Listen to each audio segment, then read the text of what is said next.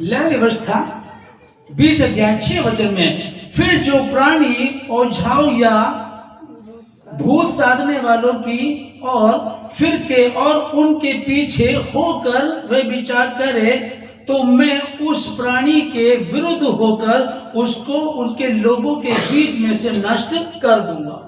कौन कह रहा है? परमेश्वर। भूत सिद्धि करने वाले लोग ना, वह विचारियों से और मूर्ति पूजा से परमेश्वर सख्त घृणा करता है।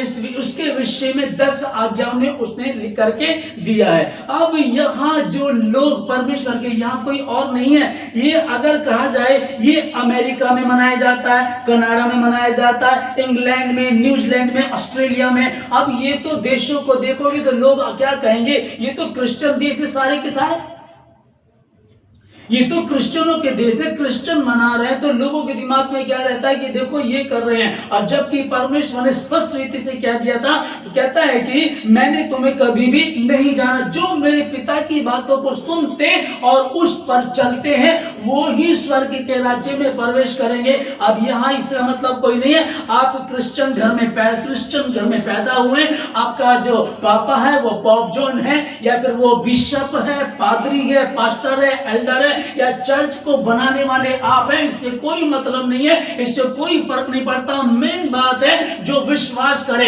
आप दरिद्र थे, गरीब थे, दलित थे, छोटी जाति के थे, बिल्कुल आपकी कोई पूछ नहीं करता था। आपने विश्वास किया, आपको प्रभु कहता आज भी तुम्हारे साथ स्वर्ग लोक में होगा। आमीन।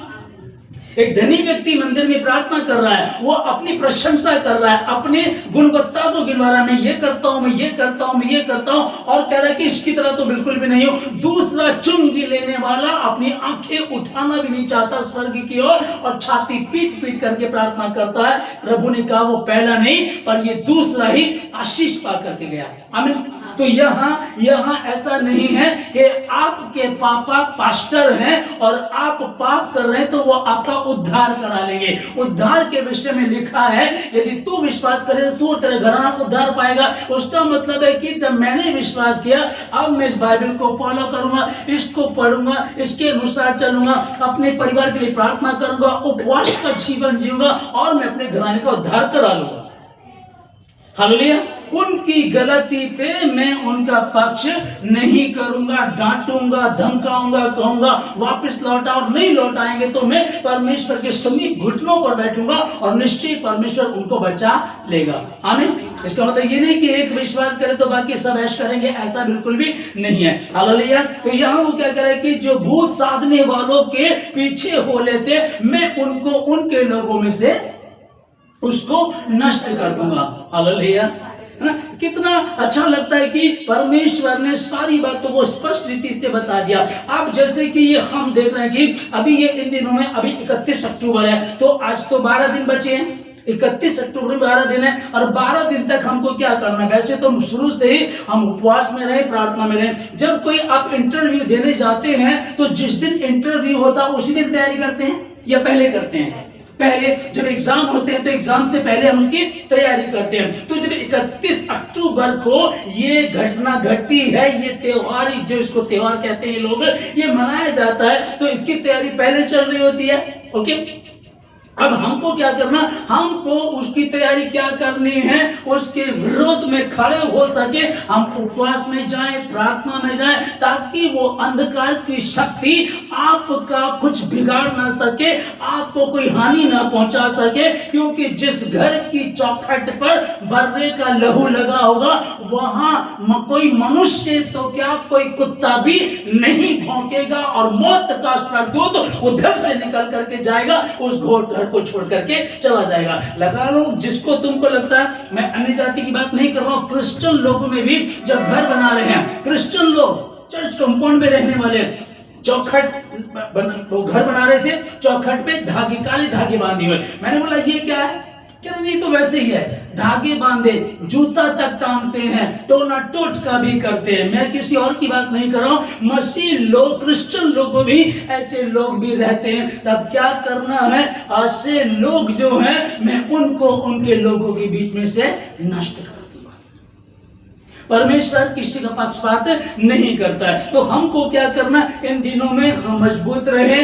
अगर आप जरा से भी ढीले रहेंगे, क्योंकि उसको किसी और से दिक्कत नहीं, उसको दिक्कत ही उनसे है जो मसीह में ईमानदार हैं, जो दारू पी रहे हैं, सट्टा लगा रहे हैं, जुआ खेल रहे हैं। उसको पता ये तो मेरी है, ये तो मेरी तरफ ही आ रहे, अपने आप ही आ रहे, उनसे कोई दिक्कत नहीं है। क्योंकि आप जानते हैं कोई भी व्यक्ति उस पेड़ पे पत्थर मारता जिस पे फल लगे हों, उस पर कोई नहीं मारता जो बांझ है।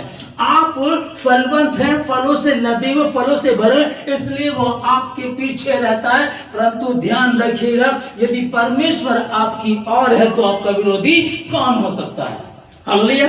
मैं अपने सवाल एक पूछता आप लोगों से, परमेश्वर ताकतवर है या शैतान? आप कहेंगे परमेश्वर। ओके, तो परमेश्वर के स्वर्गदूत ताकतवर हैं या शैतान के? आप कहेंगे परमेश्वर के। ओके, तो तीसरा सवाल है, परमेश्वर के लोग ताकतवर हैं या शैतान के? इसका जवाब दीजिए।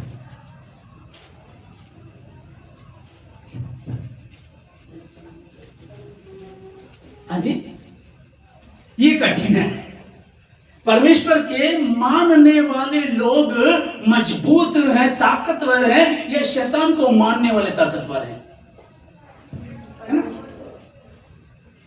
ध्यान से सुनिएगा, ये सवाल थोड़ा सा कठिन है और इसलिए आप ब्रेक ले रहे हैं। तो ये क्या सवाल आ गया? क्योंकि अभी सुनिएगा, जो शैतान के मानने वाले लोग हैं वो खाते नहीं है, पीते नहीं है, सोते नहीं है, ठीक है, वो एक ही उद्देश्य, एक ही काम में लगे रहते हैं। और जो परमेश्वर के मानने वाले लोग हैं, अभी पत्नी भी है, बच्चे भी है, स्कूल भी छोड़ कर आना, फीस भी देनी है, फीस को कमाने के लिए भी जाना है, सोना भी है, खाना भी है, पीने भी, सारे काम करते हैं। मैं ये नहीं करूं कि नहीं करना चाहिए, हमारे साथ तो परमेश्वर सामर्थ्य है। उसने तो कहा है कि 10वां अंश दे दो, ज्यादा दो तो अच्छी बात है, समय का 24 घंटे का 10वां अंश दे दो, उतनी प्रार्थना करो। हमारे लोग, मसीह के मानने वाले लोग, कितने लोग उतना भी नहीं देते, उतनी भी प्रार्थना नहीं करते। इसलिए शैतान के मानने वाले मजबूत होते हैं और जो परमेश्वर के मानने वाले वो कमजोर होते हैं। ये कारण है। कारण आप समझिएगा, आप यहां से किसी दूसरे शहर में जाइएगा, ठीक है ना, तो आपको किराया भी देना है, आपको खाना चाहिए तो खाने की भी पैसे चाहिए, इसलिए आप बड़े अलर्ट होकर के रहेंगे, आपको कमाना पड़ता है। लेकिन जो शहर में रहता है, उसका घर भी है, माँ बाप भी है, उसे दिक्कत नहीं है, वो आलसी हो जाता है, लापरवाह हो जाता है, मेरा तो सब कुछ है। लेकिन जो कोई बाहर से आया होता है, उसको सब कुछ देख करके चलना होता है ना था? वो सब कुछ देख करके चलता है। अब वैसे ही शैतान को तो उसका एक ही उद्देश्य है कि परमेश्वर के लोगों को खत्म करना, बहकाना, गुमराह करना, उनको नाश करना, उनको घात करना, कैसे भी उनको परेशान, कैसे भी उनको उलझाना है, और पति पत्नी में झगड़ा कराना, बच्चों को लेकर के, परिवार को लेकर के, कुछ भी करके वो नाश करने और घात करने आया। और इफिसियों 4:27 में जो हमने पढ़ा, और शैतान को अवसर ना दो। जब तक आप उसे इनवाइट नहीं करते तब तक वो नहीं आता। हम ही तो करते हैं, हम ही लोग करते हैं। तो अभी जिस वचन को हम लोग पढ़ रहे हैं, यहां लिखा है कि परमेश्वर का वचन स्पष्ट इस बात को बता रहा, हमारे साथ करे, कहता है कि वो परमेश्वर जो है वो शांति का राजकुमार है। हाँ, अब शांति का राजकुमार शीघ्र शैतान को तुम्हारे पांव तले कुचलवा देगा। ठीक है, कुचलवा दे, तुम्हारे पांव तले कुचलवा देगा। पर वो है कौन, किसके पांव तले? निर्गमन जो 9:4 में, और मैं मिस्रियों के और तुम्हारे पशुओं में यह अंतर करूंगा कि मिस्रियों के पहलोठे पशु मरेंगे परंतु तुम्हारे पशु नहीं मरेंगे। पशु की बात चल रही है, अभी मनुष्य की बात नहीं चल रही, जिसको उसने अपनी समानता में बनाया, जिससे वो प्रेम करता है, जिसके लिए वो आसमान को छोड़ करके जमीन पर आया, मेरे और तुम्हारे पापों को, गुनाहों को अपने ऊपर लेकर के मर गया। उसकी बात नहीं चल रही है, तुम्हारे पशु तक को भी वो टच नहीं कर पाएगा। हालेलुया। और जो अगला हमने पढ़ा 10:23 में, पूरे मिस्र में अंधेरा, 3 दिन तक अंधेरा रहा, लेकिन जो इस्राएली थे, उनके घर में रोशनी रही, उनके घर में उजाला रहा। पूरे मिस्र में 3 दिन तक अंधेरा रहा, परंतु जो उन्हीं के बीच में जो इस्राएली लोग रहते थे, जो मसीह के मानने वाले, खुदा के मानने वाले लोग रहते थे, उनके घर में उजियाला था।